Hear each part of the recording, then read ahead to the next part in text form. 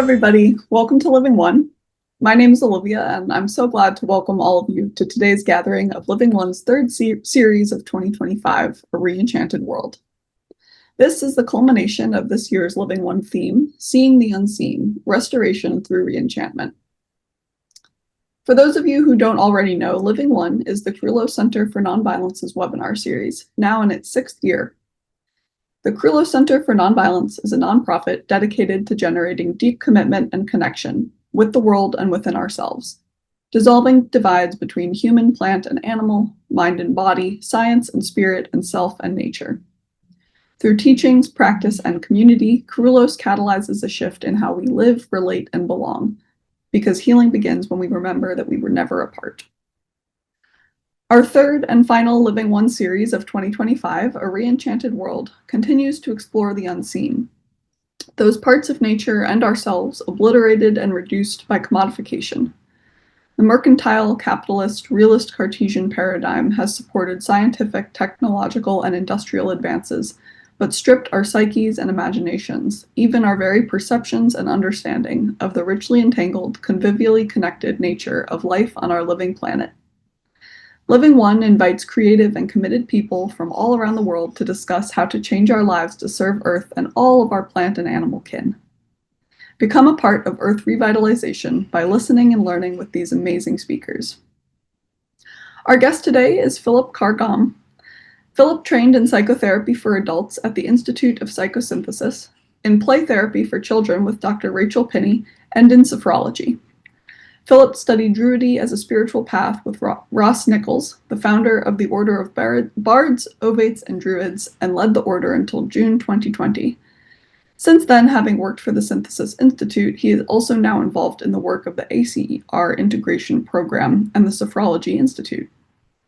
In recent years, he has also pursued his interest in spiritual practices by training to be a teacher of yoga nidra and mindfulness meditation. He's also created an online school, The Art of Living Well, to offer courses that combine psychological and spiritual understanding. Before we begin, I'd like to take a moment to acknowledge that we are all currently on various Indigenous lands. I am currently on the ancestral homelands of the Council of the Three Fires, which includes the Ojibwa, Ottawa, and Potawatomi. This land exists also as a place of trade with other Indigenous communities, including the Ho-Chunk, Miami, Menominee, Sauk, and Meskwaki. The Carr-Gomm Center for Nonviolence is located on the homelands of the grizzly bear, takelma, daku-betite, coyote, coho salmon, golden eagle, and gray wolf. Finally, we ask that all of us participate with full respect and attention to each other in the spirit of peace and wisdom that Living One seeks to foster. So without further ado, we welcome Izzy and Philip. Hello, and Philip, it's very good to see you. Thank you for joining us. I was wondering if we could start off. You've got so many different hats, and not all of the terms might be familiar to everybody.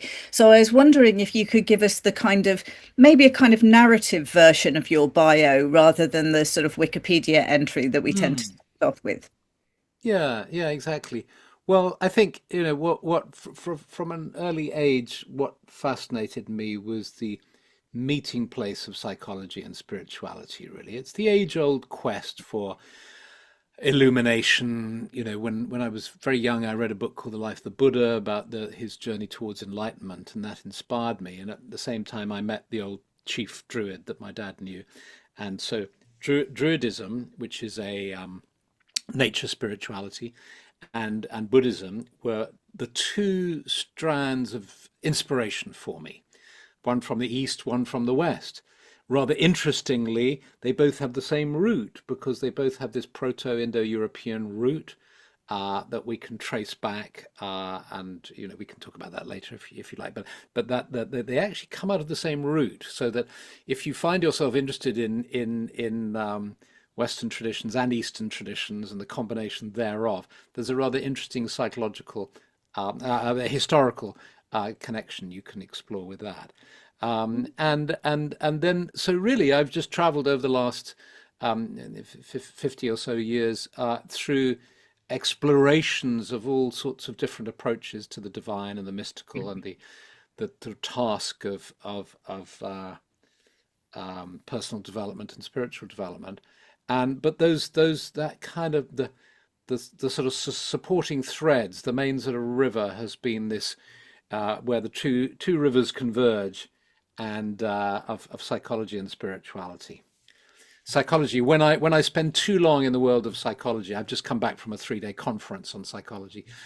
When you spend too long in the world of psychology, it can be quite dry and academic. And if I spend too long in the spiritual world, I can start to take off, and I have to be helped down, back down to earth. So the two work well together, I think.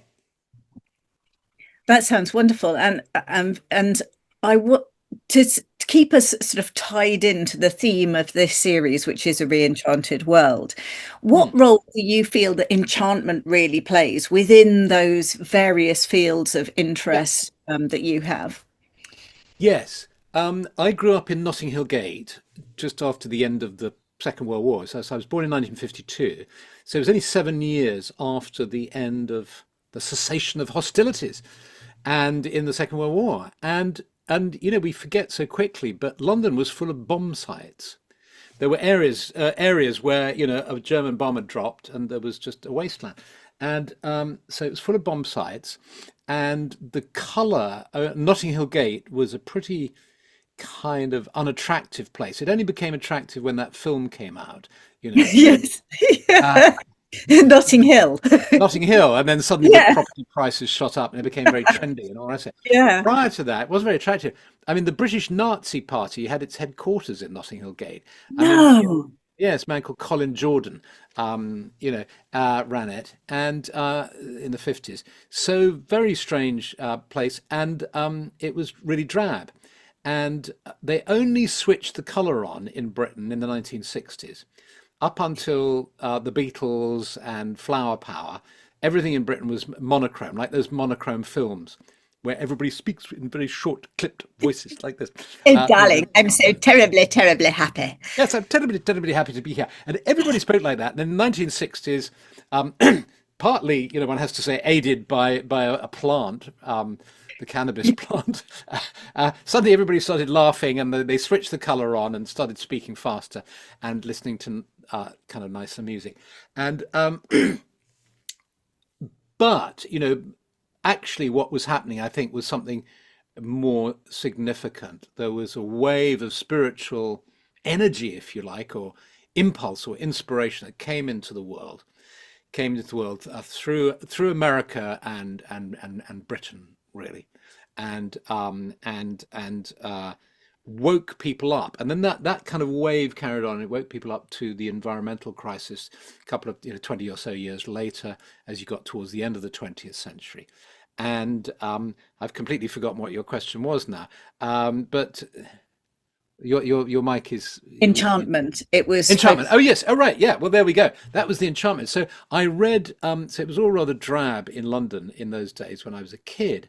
But I read a book when I was 11. Well, I read The Lord of the Rings when I was 11, and I read The Life of the Buddha. The Life of the Buddha depicted the spiritual quest, and it seemed so exciting. And at the same time, The Lord of the Rings opened me up to this sort of fantasy world, mythical world, if you like. Um, and then my father introduced me to the old chief druid because he was a friend of his, and he ran a college in London. And I had a dark room. I used to process pictures, and the old chief druid invited me to take photographs for the druid ceremonies. And I became fascinated by the fact that there were people wearing robes and doing magical ceremonies in London in the early 1960s. And at that time, a book came out called A View Over Atlantis, which became a kind of cult classic. It was written by a man called John Michel, who took the idea of ley lines and power sacred places and sort of put them all together, and really switched a lot of people onto this idea that there's a magical landscape out there, and Britain is crisscrossed with these magical lines, these sacred places, and that we can connect with them. And so that's when the enchantment began, really. So it began with a heady mixture of Druidry, psychedelics, and what else?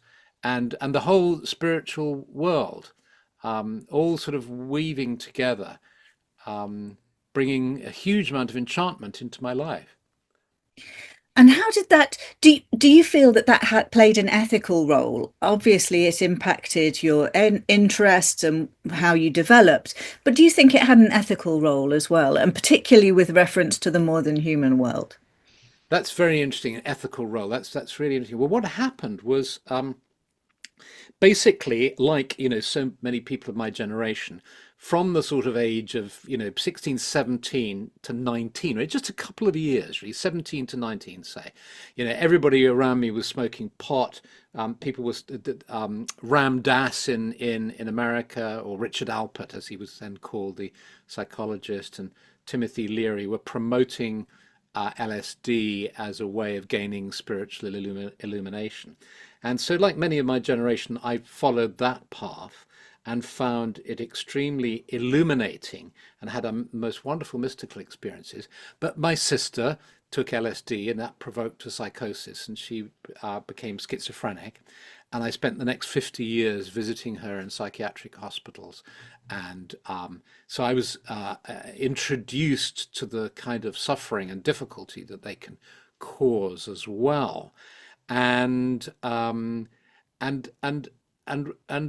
so, when you talk about ethics, that's what immediately springs to mind. Is I was aware of, life is kind of tough and more complex than might first appear in that happy-go-lucky days of being 16, 17 and smoking pot and just getting high.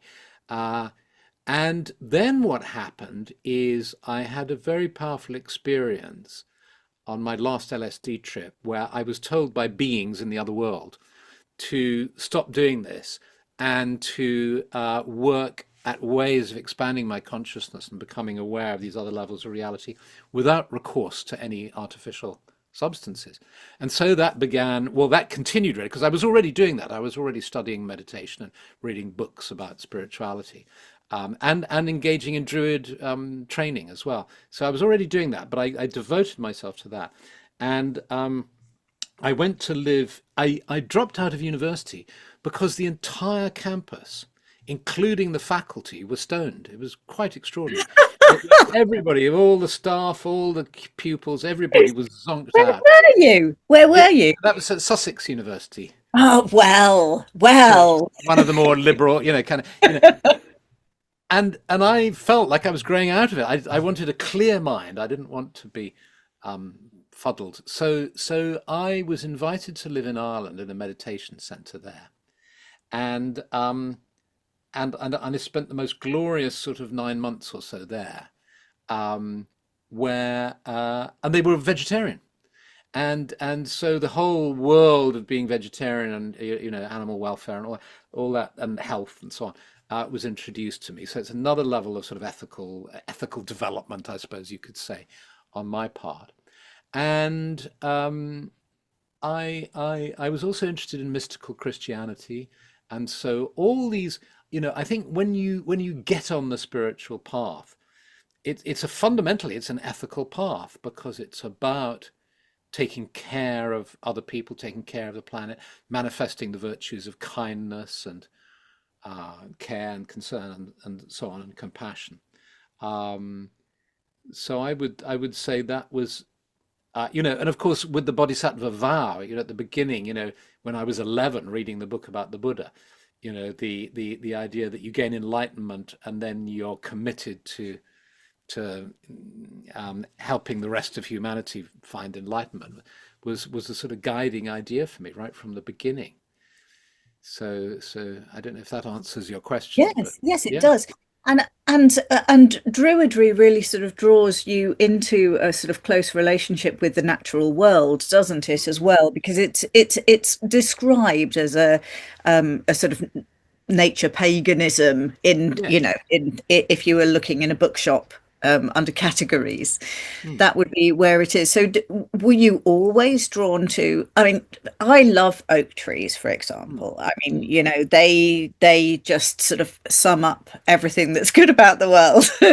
So I became interested in Druidry as a result of my oak trees. But you didn't come to that to your interest at all in that kind of way. So how do you feel about the connection with the natural world after coming from Druidry from Notting Hill?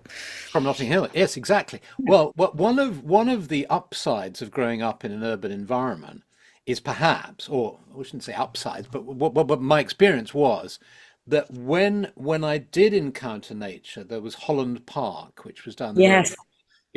and there's a beautiful big old oak tree there in the park that had an absolute magic about it. So visiting the park there, and then going on trips at Richmond Park, is on the Yes. corner of London, and of course it's a wonderful bit of kind of wild parkland, really, with ancient oaks and so on. And going out to the country, I used to really experience a feeling of sort of upliftment and joy and wanting to be in that kind of world. And both my grandparents, on my father's side, they lived in Sussex, just down the road from where I am now, have ended up, and they had a big garden. And my grandmother lived in Hampshire and had a garden as well, with a little stream running through it.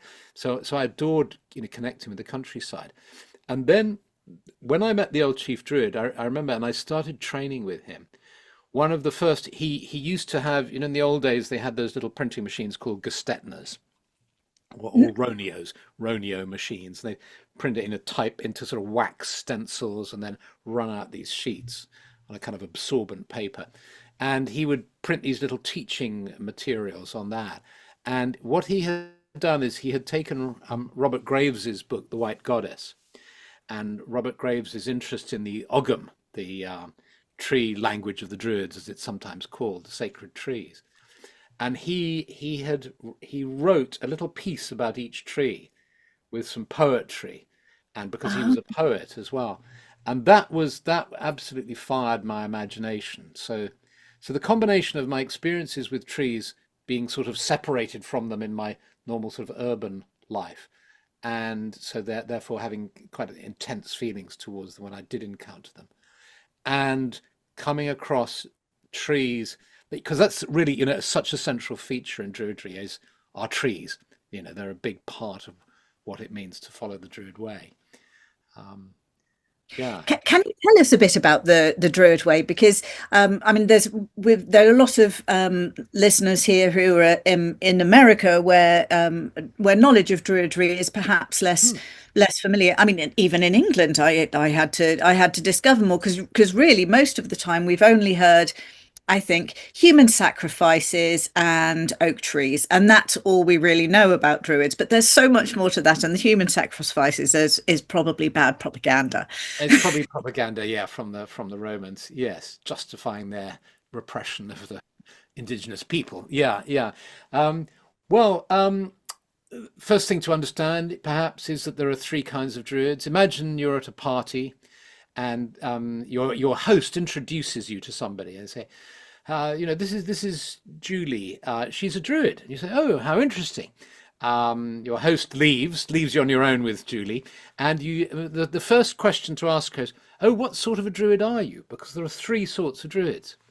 She might be a cultural druid. She might be a member of the Welsh Eisteddfod, which is a cultural movement designed, which is about 250 years old, 300, with roots much further back to the 9th century, designed whose purpose is to promote the Welsh language and culture.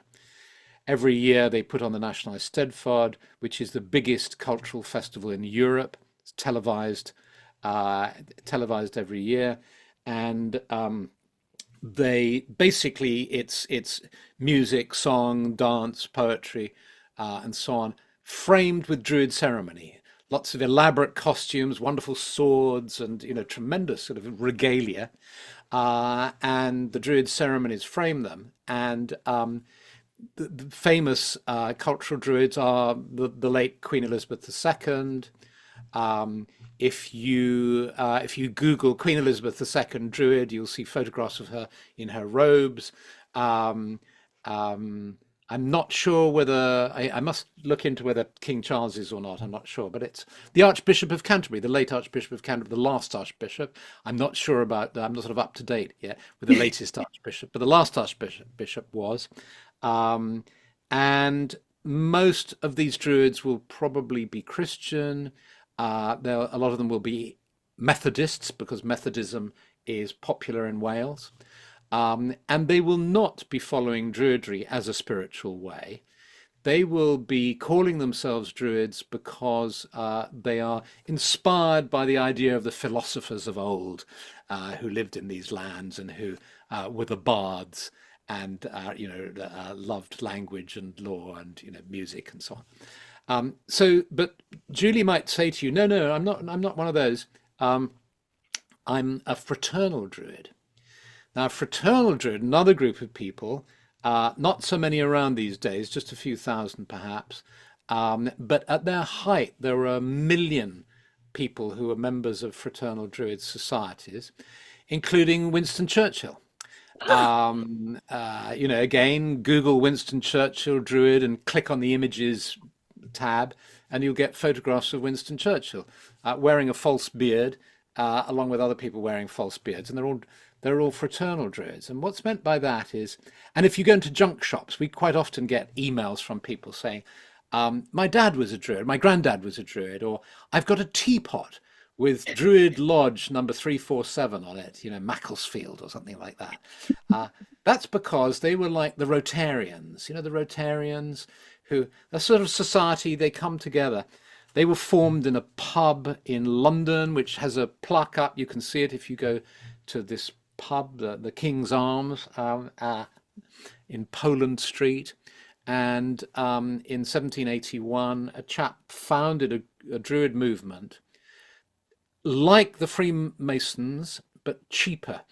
The Freemasons, it was quite expensive to be a Freemason, but because what people used to do is they used to form societies, because if you think about the days before the national health, before the welfare state, before insurance was sort of widely established as a thing, if you got ill or invalided, or your partner died, or your house burnt down, you were in serious trouble because there was no safety net. So what people did is they formed societies, and every week or month you would contribute a tiny amount of money into a pot, into a kitty, which would build up. So the society would build up a whole stash of money that they would keep in the bank. So when one of its members' wife died, or they got ill and they couldn't work, or their house burnt down, they could draw on those funds and they could be supported by the society. So there were all these societies like the Foresters, the Order of the Moose, and or whatever it was called, a whole bunch of them, and they were there. And so those groups were inspired by the ancient Druids, would have lodge meetings where they would have some symbology from the Druids. They'd always have a Bible on their lectern. They would divide their meetings into men only and women only meetings, and they would raise money for themselves and for charities. So today, some of those groups have become insurance companies. So again, if you sort of Google something like, I don't know, United Ancient Druids in Australia, you'll find yourself looking at an insurance company in Australia. They've ended up, going in that direction. But they still exist as Druid groups who raise money for charities, children's charities and so on. And they have so they're inspired by ancient, but they wouldn't be following Druidry as a spiritual path. So Julie might say, no, I'm not one of those. I follow Druidry as a spiritual way. So you might say, oh, how interesting. Now tell me about that. And then what she might say is, well, I'm a Christian, but I'm a Druid. And because there are lots of Christian Druids, for instance. I love the nature spirituality of Druidry, and I combine it with my Christianity. Or she might say I'm a Buddhist Druid. Or she might say I'm a pagan Druid. Or she might say I'm an atheist Druid, in as much as the concept of deity doesn't help me. My mind is too small to understand what deity might be. So I'm atheistic in the sense that a Buddhist might be atheistic. And then you'll get a whole range of other approaches to it. So it's a very broad category in reality. Um, it's like many things in this world. You know, when you grow up, you think things are one thing.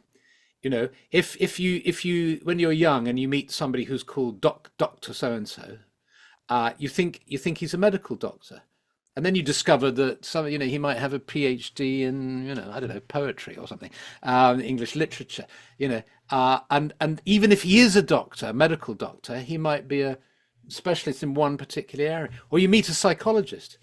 They're so different. You know, an educational psychologist will be so different to an industrial psychologist, or to an experimental psychologist, or to a psychotherapist who's different to a psychiatrist. You know, so once you start to look at it, you start to realize that it's kind of more nuanced than perhaps you first thought. Um, When I first came across Druidry, I mean, beyond the propaganda side, I spoke to a wonderful person by the name of Harriet Sams, who was a member of, or who is a member of the of OBOD, hmm, and which is the Order of Bards, Ovates, okay, and Druids. that's it. Yes. Yep. Yes. So anyway, so Harriet explained a little bit to me, but I think I had originally come across her because she had written an article on the blog for OBOD Hmm. about the natural twining together of eco-psychology, which something she was very interested in, and the Druid spiritual path. So, you Hmm. know, you are a sort of living example of that. How do you feel that that spiritual path and, you know, and a psychological approach, particularly eco-psychology, do come together in a sort of healing way for people? Yes, exactly. Because within the Order of Bards, Ovates, and Druids, we have a group called the Mental Health Group, which invites people who are members who are doing the Druid training, and who are either professionally working in the mental health field, so psychiatrists and psychotherapists and so on, or people who are in the complementary field and feel that mental well-being is their concern. And we have 567 members of this little subgroup, this common Wow. interest group, and we have monthly Zooms and so on. And so they go very well together, because of course psychology has started to realize that that it's not just us here on the planet, and that we need to, that if we want mental well-being, we need to incorporate a love for and a sense of relationship with the rest of the planet, and with the animals and the plants and the weather systems and the landscape around us. And so what Druidry does is it takes that eco-psychological approach, and then it adds in another dimension, which is the spiritual, if you like. So the psycho-spiritual. So psychologists have the most sort of mainstream approach is what is known as the biopsychosocial approach, or lens, or way of understanding. So in other words, you know, you look at a person and you think, okay, their psychology, any particular problems they happen to be presenting, if I'm a therapist, is either fully or partly caused by a biological problem, some sort of biological issue. Uh, or it's fully or partly caused by a psychodynamic problem, psychological problem, some trauma they received in their childhood or whatever. Um, or it's partly or fully caused by their social situation. And most often it's a combination of those things. You know, what eco psychology does is says yes, yes, yes, but hang on, there's also the environment. You know, the context that they're in within the ecosystem is also having an influence on their psychology, and on any kind of distress or symptomatology that's going on.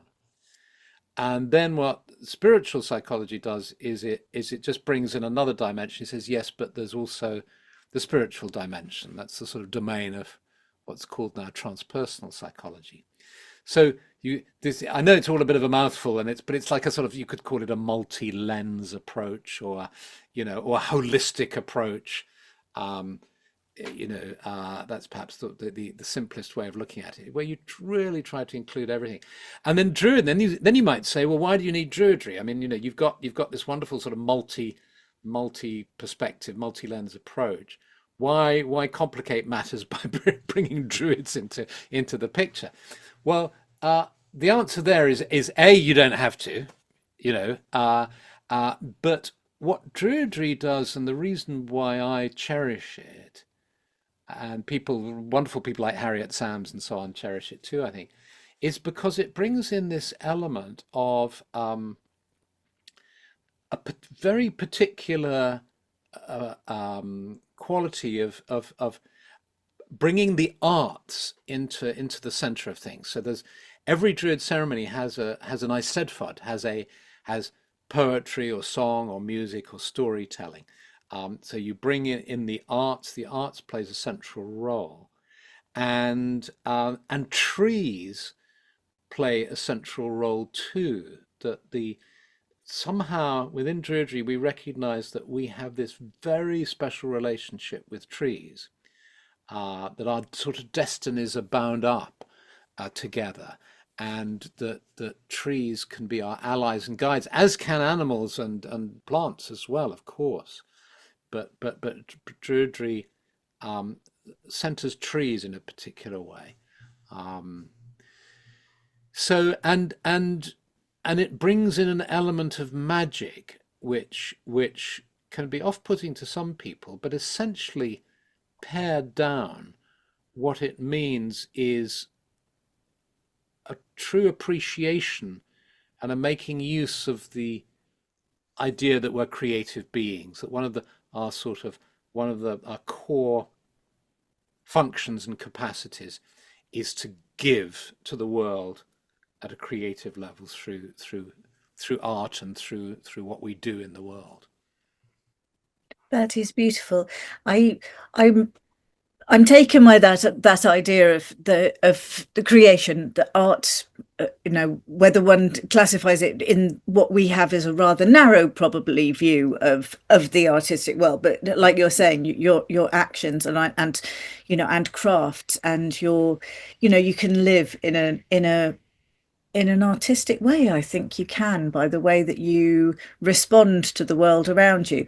But I would ask to just sort of come into the trees a little bit more, particularly in the current climate with climate chaos. Trees are at the center of a lot of people's thinking, ideas about utilizing trees, or trees as ecosystem engineers, or, trees are going to save us, or, trees provide the oxygen and they suck up the carbon and, yay. But your feeling about trees kind of, and as does mine and ours here, it sort of transcends these rather sort of utilitarian ways of thinking, but at the same time, this idea of our destinies being bound together does sort of strike a very profound note at this particular time, doesn't it? It does, and I think it's interesting that you use the word "save us," because I think I mean it's so simple. It seems surprisingly, but I think trees can save us. If you imagine that they offer us a path to salvation, if you can imagine the whole world realizing that trees could save us, and absolutely planting trees everywhere, having trees in cities, and tree orchards, the wonderful way that permaculturists and so on are using trees to create, the effect that would have, not only for climate change and our atmosphere, but for the soil, for our nutrition, for the kind of environments that we live in, would be absolutely profound and fundamental. There's a wonderful book came out recently called Our Oaken Bones. I don't know if I've read it. I've met Merlin. I went down to Kabila. It's just a wonderful book. Yes. So here Philip's talking about we're hoping to have him as a guest next year. Him and his father, because his father established Survival International. So the father is a rainforest explorer and Merlin's a rainforest restorer. So, but they're working to restore these temperate rainforest in Cornwall. It's a very beautiful site, but he found after returning from Afghanistan and after suffering some personal tragedies in his family, how incredibly nurturing the woodland was. And his desire was to, make it available for more people and also sort of expand the scope of that woodland. So just for people who didn't know about Oak and Bones. Yes, and he's got this wonderful name, Merlin Hanbury Tennyson. Yeah, fantastic. And I interviewed him. I do a podcast called This Magical Life. Well, yes, I listened to it before I met him. Yes, I did. Lovely, lovely. Yes, and towards the end of that interview, he gives a wonderful gift, really, of explaining Druidry to as being so important in working with nature and the future for the future. He says how stories and magic and a reverence for the trees is what we need, because his thing is, it can't be, our approach can't be just utilitarian. We need the art, we need the poetry, we need that for our souls. And he's a wonderful example, incredibly down-to-earth guy, ex-soldier, and what he's doing is inspiring, because he started a charity, hasn't he, called the 1,000 Year Project or something like that. Wonderful kind of counteraction towards short-termism. Think long-term, 1,000 years. And his vision is to restore these pockets of rainforest, so gradually they form a network around. And in fact, towards the end of that interview, I think I asked him, "What's your vision of the future?" And he said, "Well, it can go two ways. It could be pretty awful." And we kind of know how that trajectory would go. Or we could, build up this wonderful network of forests, and all the consequences that would result from that would result in our salvation. Um, so, so um, it's funny, isn't it? I'm trying to avoid offending anybody, but when I say, we're very familiar with Jesus saves as a Yeah. sort of sign Yes, or a picture or something. trees saves. Trees save, I mean, is kind of the message, isn't it? Really, Yes, yes, it yeah. is. And Because sorry, I mean, just to go with no, that, no, they please. epitify, they epitomize the very heart of Christianity, which is about sacrifice and giving and love. Um, you know, um, I was talking with a father the other day, who was talking about how upset his little boy had been going into a church for the first time and seeing a crucifix. And, he was kind of slightly traumatized by this. Um, Particularly if you go in a sort of Spanish church where it's very graphic, the images uh, of the figure on the cross. And it's as if it's like beyond that image, if we, it's a tree giving, because a tree gives. It's just, it gives its Yeah, oxygen, it gives its warmth, it gives its bark, it gives, everything. Um, and so the image of salvation at the sort of archetypal core level, I believe, of Jesus is actually the tree behind him. Anyway, just a thought. no, that well, on all those powerful images of trees of life in so many different traditions, aren't Yeah, there? yeah, Throughout the in the Middle East, I think there are a lot of images of trees of life, yeah. um, uh, And and in the Kabbalah, of course, in the Jewish tradition. Yeah, and the Norse. yeah, yeah. Yggdrasil. Yeah. In Brazil, that's it. I was stumbling over the name. So Mm. I was wondering, when you sort of come across people who are walking this path, in the early stages, do you notice enchantment as entering their lives as they begin to embrace the ideas and connections offered by both Druidry and by the other sort of spiritual elements that are of interest to you? Yes, yes, very much so. Because if you think about it, if you imagine a sort of before awakening, as it were, You know, life is going in a straight line. You know, there might be some moments like Christmas and birthdays which provide some sense of cyclicity or variety or patterning.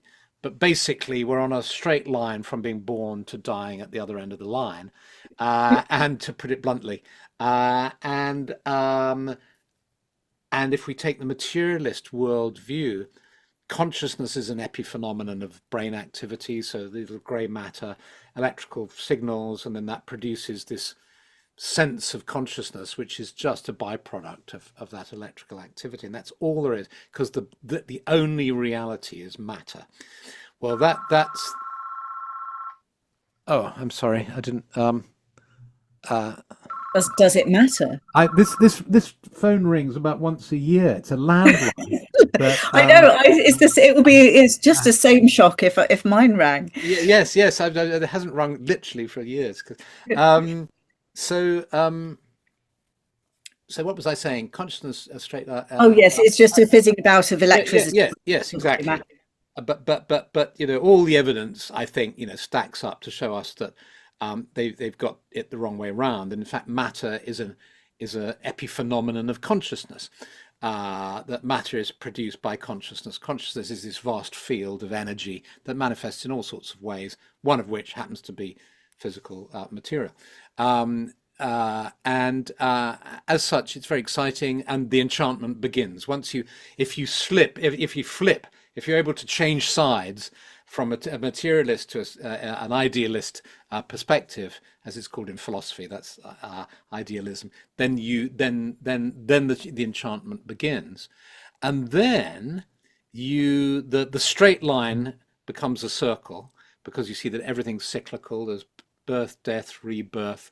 You know, there are all sorts of wonderful cycles that you perceive, and you start to climb out of the box.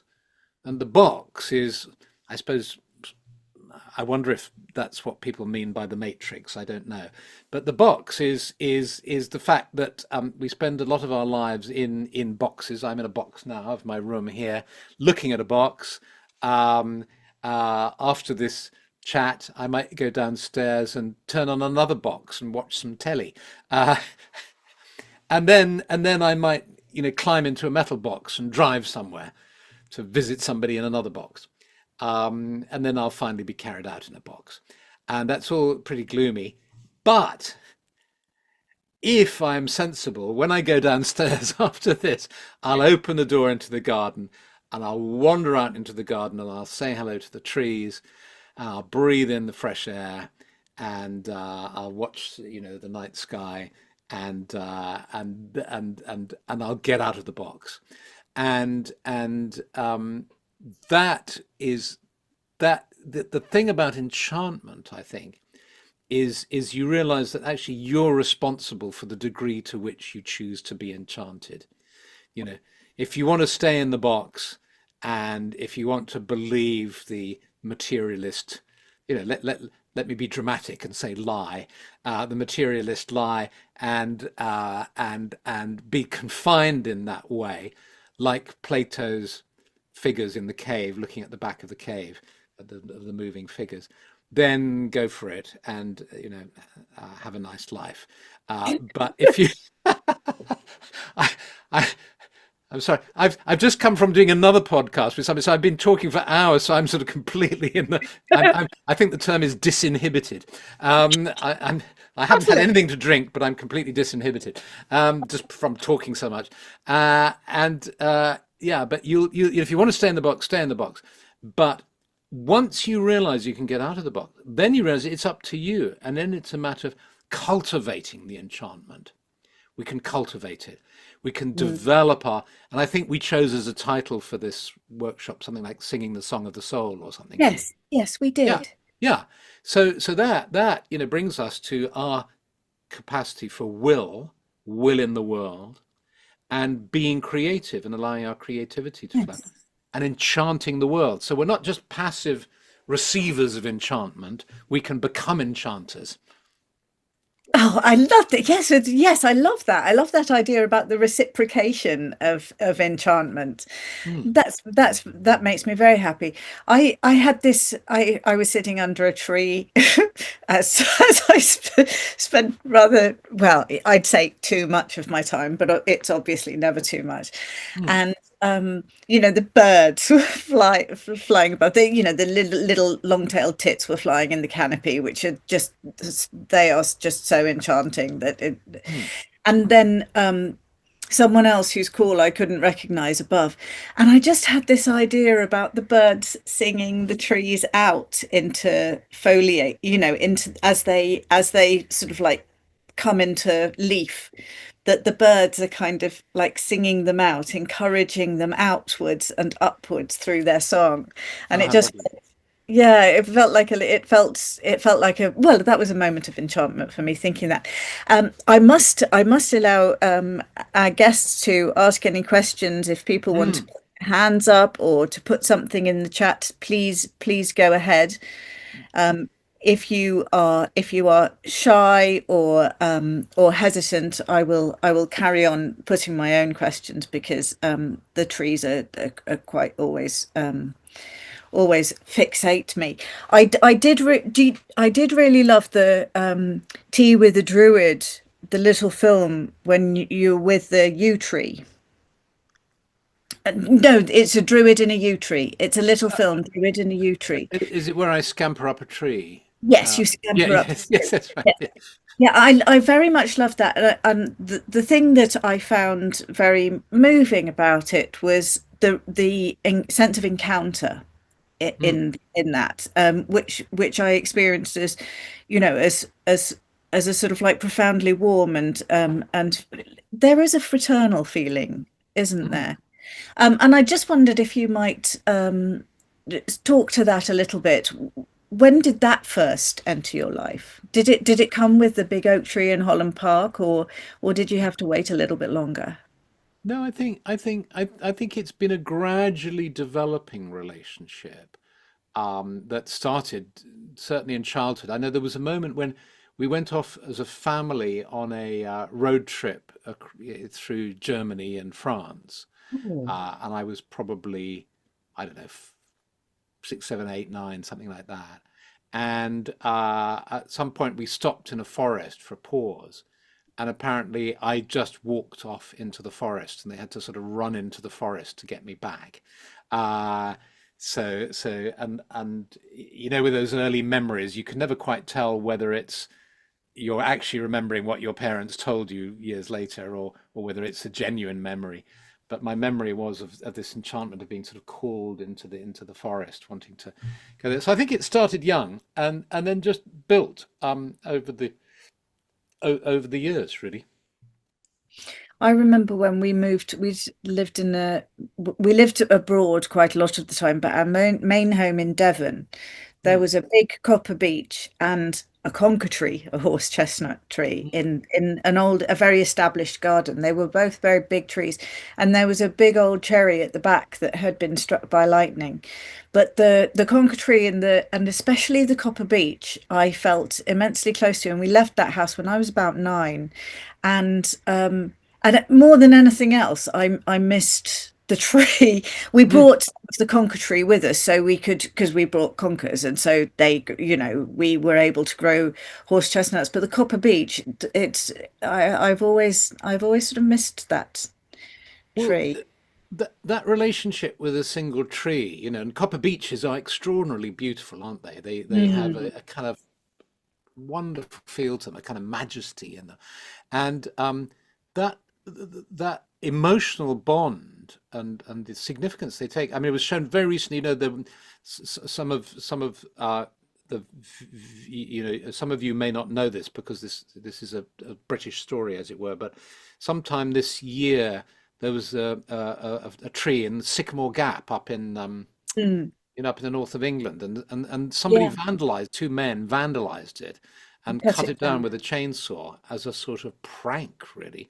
But it's an absolutely iconic tree because this wonderful sort of landscape and these great hills, and they go like that. And then there was this one single very beautiful tree. several hundred years old, and they just went and cut it down, and they've gone to prison. I'm delighted to say. I don't normally say that about the justice system, but I think they deserve to go to prison for that. And there was an absolute outcry. I mean, people were deeply upset. People found themselves crying, and you know, and I've had experiences like that. I mean, I had when my mother was she lived to the age of 98, and she ended up wonderfully fortuitously in a nursing home that was just a walk away from me. And I always used to walk, up the lane here, round, and then into to visit her. One day I was sitting in exactly this place, meditating, and I wasn't meditating on trees. I mean, when Druids meditate, we meditate in a sacred grove. So you imagine you're in a clearing in the forest, and in fact, we've got 130 trees around us. So I'm sort of in a grove anyway. So Wow. so that's just a natural sort of setting for meditation. But suddenly I became so aware of the most beautiful cedar tree, a big, majestic cedar tree, who sort of made contact with my heart so much that I started crying. I was just overwhelmed with the reality and the presence and the relationship that I was feeling with the tree. It was like, how you'd feel, I don't know, if a sort of long lost friend or relative suddenly came into your life and hugged you. It was absolutely overwhelming. And I anyway, when I came out of this meditation, when I walked back to see my mother, I took a different route. I don't know whether there were roadworks or something going on, and I discovered that there's actually this enormous. I hadn't been aware of it. This enormous cedar tree in in a sort of private enclosure, which I had to sort of vaguely trespass, but not really. Sort of walk on a path that was off the pavement, and then through a housing estate that was private. And there was this huge cedar tree. You're almost saying, Wow. it's taken so long for us to be together, kind of thing. It was just absolutely stunning. So, and I remember one of the very first workshops I held in Germany with a group of people, and we talked about how trees are able to somehow connect beyond the physical. They act as you can use them as sort of transmitters and receivers and communicate with them. And I, as an exercise, we went into the forest, there were probably about 20 of us or something. And I said, just wander and find a tree that calls to you, and just try to follow your intuition and your gut. Don't look for the prettiest tree in the forest. Just follow your intuition, go with it. And then we all, were away for half an hour or something like that. And then we came back. We all sat around the circle and shared our experiences. And there was a grandmother who was incredibly moved. She was moved to tears, and she told us her story. And her story was that she was wandering in the forest, couldn't find a tree, and then she suddenly sensed that a little tree, a young sapling, was beckoning her, sort of fir tree. And she looked at it, and she almost felt like, I'm not going to sit next to you. You're this tiny, puny little thing there, But she did, and she sat with it and did, suggested a sort of way of tuning in and so on. And, at the end of tuning in, you asked it if they have a gift for you, and then you just gently open your eyes, and maybe your eye will fall on a leaf, or a twig will fall into your hand, or you'll see a deer, or there'll be some little sort of sign, as it were. She opened her eyes, and there was a little flash of red that she saw, and she thought it was an autumn leaf on the forest floor. She went to pick it up, and it was a balloon. It was a red balloon, deflated, and it had printed on it, "Happy Birthday." At which point she was completely overwhelmed with emotion and broke down in tears, because that day was the birthday of her granddaughter, whom her daughter refused her access to. Oh. She had fallen out with her daughter. Her daughter said, well, you're never seeing your granddaughter again.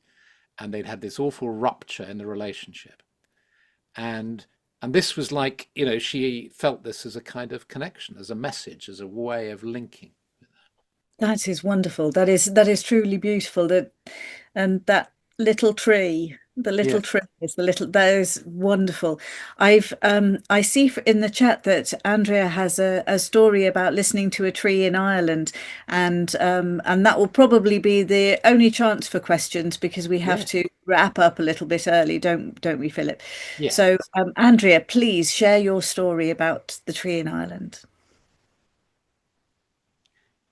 You need to unmute. Yes. So, well, thank you, Philip. I love your energy. You've obviously been fed by nature in ways that you've integrated beautifully, and your stories carry the Druid energy beautifully. I live in Canada, but I Uh-huh. have spent time with Canadian trees, which are considered generally here as a resource, lumber, pretty sad. And in Ontario, a lot of the trees are harvested for toilet paper for people in the US. I mean, how plebeian Yeah. can you get about that? But, Yes. but I am a nature priestess, I guess I could say. I don't think I've ever said that publicly, Wow. but Yeah. I commune deeply with nature. Yeah. Not just trees, but flowers, and stones, ancient stones too. But so I've tuned in on trees and made tree essences and flower essences over the years, which has been like learning a new language, but through the body, the soul, and the heart. And I thought I understood the communion until I went to Ireland. And I was staying for a week at the Shamanic Center in Ireland, doing a course with a wonderful woman from the States, Paula Reeves. And she was taught by Marion Woodman, a friend of Marion's. And so it was a women's intensive, body soul intensive. I headed out onto this land, had beautiful trees, and went up to the enormous beech tree there and just, put my hand and made my connection of respect and expected to hear the usual form of words and language that would come through. Only I was shocked. What happened was I heard a song, a whole other frequency of expression, which to me is much more articulate at other levels than language or messages at that level. And after I got over the shock, my immediate sense was the Celts or whoever lived in that land that worked so consciously the shamanic, I don't know if you can combine the word shamanism with Druidism, so I use it very loosely. But that level of communion, their cultivation over that with that for many, many centuries had created a frequency that is alive in the landscape in a way that it is not in Canada. Ah. And that frequency continues to live and sing. Mm. So I just wanted to share that as an affirmation of the importance of our bringing our psyches to nature with this level of open respect and being willing to be communed with, to be impressed by. And that is a level of eco-psychology that I love hearing you talk about with such fluidity between literal psychology, spirituality, and then the exquisite blend of the Druid vocabulary of energy. So it's been delicious listening to you. Thank you. Ah, lovely. Thank you. Thank you, Andrea. And I know the place that where you were, I think, the Shamanic Centre, sort of about an hour and a half out of Dublin or an hour or so Yeah, out of, yeah, yeah, that's, yeah. Yeah, beautiful. And, and listening to tree songs and then singing with trees is a lovely thing to do as well. absolutely. There are Druid friends who've started something called the Children's Forest, which is a lovely, lovely initiative where they take groups of children and they grow trees from seed, And sing to and them as they're growing. they sing to them. They have their gatherings and so on, and then they plant them. They plant sacred groves and little forests, and they've developed a whole lot of songs. If you Google Children's Forest, you'll find their website, and it's just a lovely initiative, and it means that the children are involved in planting the forests as well. It's just, That's yeah, beautiful. One yeah. last thing. Do you know, do you have an acquaintance with Diana Beresford Kruger? I've been in touch. I've seen her film. I've read her book. Yes, yes, indeed. Well, her last book is all about the Druid, her Druid background. Yeah, And okay, you've read that one. All yeah, yeah, right. yeah. Absolutely. Yeah, yeah, She's yeah, a yeah. Canadian treasure. She is. Yes, I must kind of interview her or something. I must. Yes, I think she would enjoy Yeah, that. Yeah. yeah, yeah, yeah. I'm going to make Okay. a note now. Interview Diana Beresford Kroger. Yeah, Thank you, um, Tracy, for yeah. giving me space to speak with Philip. I appreciate that. Oh Yeah. no, thank you, Andrea. Do always have such wonderful offerings for us. Um, I when you were talking about the grove there, I just wanted to mention the home that we moved to after the Copper Beach home. Mm, There's a big old oak tree above a well in the field. This was a very old farmhouse that in Devon, mm, and on the outskirts of Dartmoor. I mean, it was so old. There was the remains of a Roman road down in the valley, and the farm had been. We had the records from the 1500s because no, yes, from the late 1500s because it had been ceded to the crown during the dissolution of the monasteries period. So, and then it was given to Gonville and Caius College in Cambridge. So we had all these records from this very ancient place, and there was this tree over a well in the field, which already feels like a kind of it's a natural spring. Basically, this tree was over the natural spring, and the tree had two stems. How when and it divided very early on, so there's a certain amount of instability in that structure, mm, but you could sit in the middle, like a saddle on a horse. And so mm, all of myself and my nieces and nephews, who were around about the same age, we all loved that. And when I've got my brother and sister-in-law still live nearby, and that tree is still there, the field's been left. And so all the tree's children are mm, all around the tree. And of course, the tree's children can only grow outside the canopy. So they're forming a mm, circle around. And I suddenly realized this is how a sacred grove forms. It forms because there is the mother tree in the center with the saplings growing all around the canopy. And so just realizing that was wonderful. And then I had, a lovely time with the tree. And then my brother and sister-in-law contacted me a few months later, and in the storms in November that year, the tree had fallen. Both sides of the tree it had split in the middle, and both sides had fallen. And I was sort of quite devastated. But I've been back, mm, and one side of the tree is dead, but the mm, other side of the tree on the ground is still alive and mm. came into leaf. But what's incredible is that it's like the tree's embracing all these saplings around it and protecting them.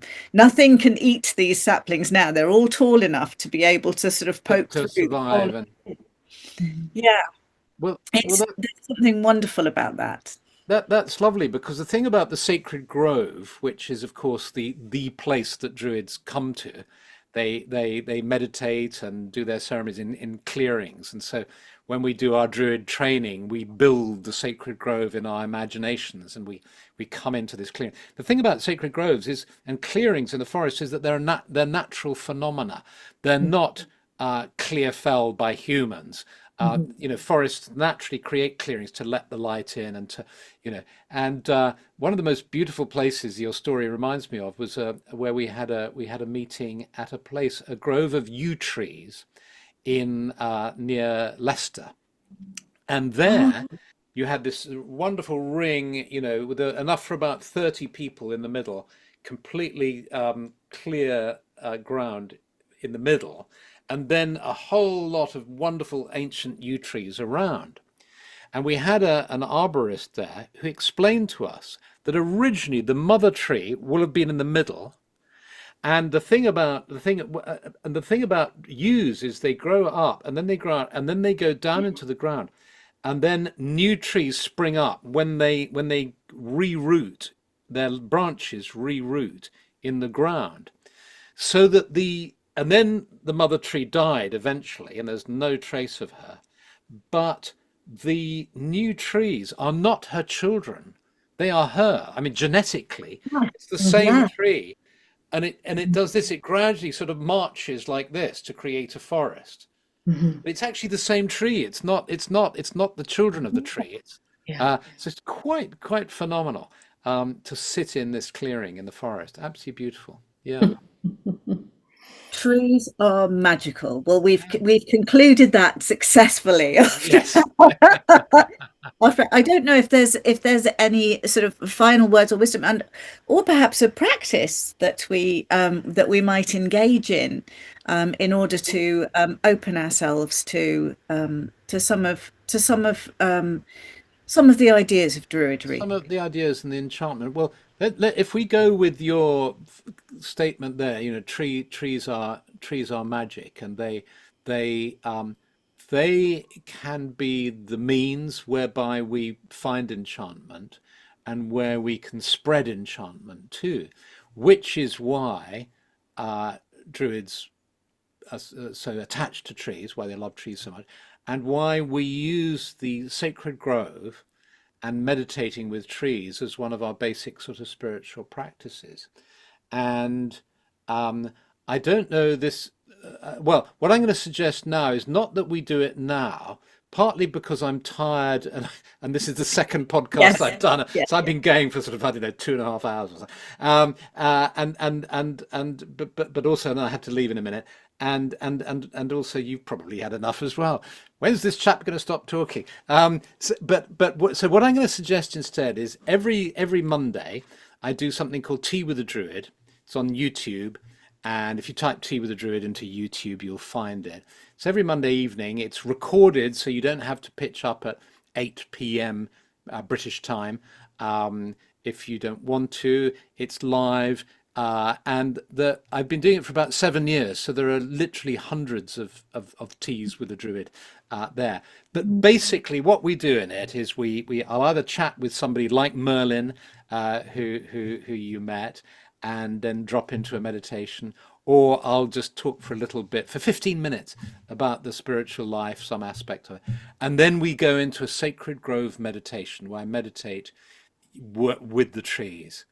And that's, again, it's just 10 minutes or so, but it really gives you a flavor.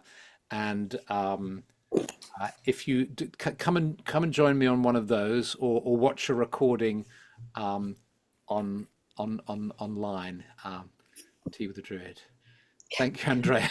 Thank you. Thank Thank you you for so much. inviting me very much. It's been an absolute pleasure, and absolutely delighted that you could be with us and take some well-earned rest after all much. these podcasts. Thank you so much. Mm. Well, our Thanks a lot. our next Living One speaker will be 1 week from today, on Friday, October the 3rd, same time, 10 a.m. Pacific time. And we'll be joined by the naturalist and author David George Haskell to tell us about listening, kinship, and belonging. So we really hope to see you there. And just briefly before we go, Grace Village is so lucky to be able to be host to so many wildlife residents. In particular, we have this large raccoon family, and they love to play all around the house and outside in the trees. So these photos are a few that Gay took of the babies, who are very curiously looking into the screened-in porch, climbing all the trees and making their sweet sounds. We provide a swimming pool for them and for the babies to drink and swim in. They always find something to eat and to enjoy here.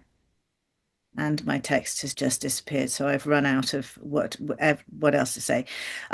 They're relatively safe, and they're supported in every way that Gay can. And these very beautiful residents live outside. They're our wild family and friends. They are beautiful people, and we love them very much as the residents who are those who are close to us and touchable. The wild ones are just as special and just as precious. Your support helps Grace Village continue to provide sanctuary for these individuals. So please consider donating at the link on our website, kerelos.org. And it's been an absolute delight to be with you all, with Philip and with everyone else.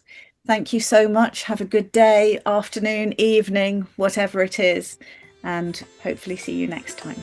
Okay. Bye.